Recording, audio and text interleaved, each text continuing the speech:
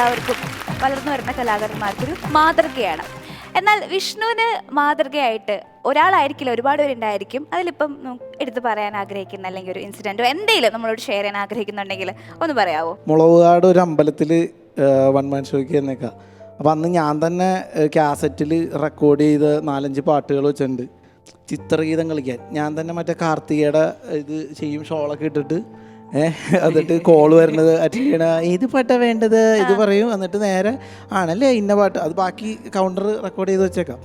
അത് അതിനനുസരിച്ച് പാട്ട് വരുമ്പോൾ ഞാൻ ഓടി സൈഡിൽ പോയിട്ട് മ്യൂസിക് തുടങ്ങുമ്പോഴേക്കും അടുത്ത കോസ്റ്റ്യൂമിൽ വന്ന് കയറി ഇത് അടുത്ത ഡാൻസ് ചെയ്യും. വീണ്ടും മറ്റേ കാർത്തികയുടെ ഇതിങ്ങനെ ഇത് ഒറ്റയ്ക്കാണ് ചെയ്തുകൊണ്ടിരുന്നത്.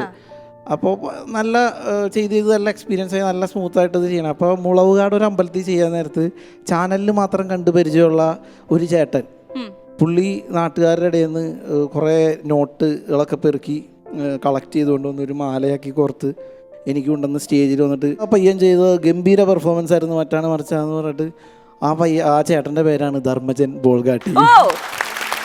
അപ്പോൾ എനിക്ക് ആദ്യമായിട്ട് നോട്ടുമാല ഇട്ട് വന്ന ആളാണ് ധർമ്മേട്ടൻ. ഉണ്ട്. എന്നിട്ട് ആ നോട്ടുമാല ഇട്ട് കഴിഞ്ഞിട്ട് നമ്മൾ കട്ടപ്പനയിലെ ഋത്തിക് റോഷനിൽ ഹീറോ ആയിട്ട് വിഷ്ണു വരുമ്പം വിഷ്ണുവിന് മാല ഇടുന്ന സീനിൽ തന്നെ ധർമ്മജൻ വീണ്ടും ആ പാട്ടിൽ വന്ന് അഭിനയിച്ചു എന്നുള്ളതൊക്കെ ഒരു വലിയ കാര്യമാണ്. മുളവുകാട് ധർമ്മൻ്റെ നാട്ടിലാണ് ഇവൻ അന്ന് പരിപാടിക്ക് പോയിട്ടുണ്ടായിരുന്നത്. അവിടെ നിന്ന് ഈ പറഞ്ഞതുപോലെ വിഷ്ണുവിൻ്റെയൊക്കെ ഒരു അധ്വാനം, ശ്രമം, അതെല്ലാം കൂടെ കൊണ്ടാണ് വിഷ്ണു ഇന്ന് നമ്മളോടൊപ്പം ഇങ്ങനെ അതിഥിയായിട്ട് ഇവിടെ വന്നിരിക്കുന്നത്.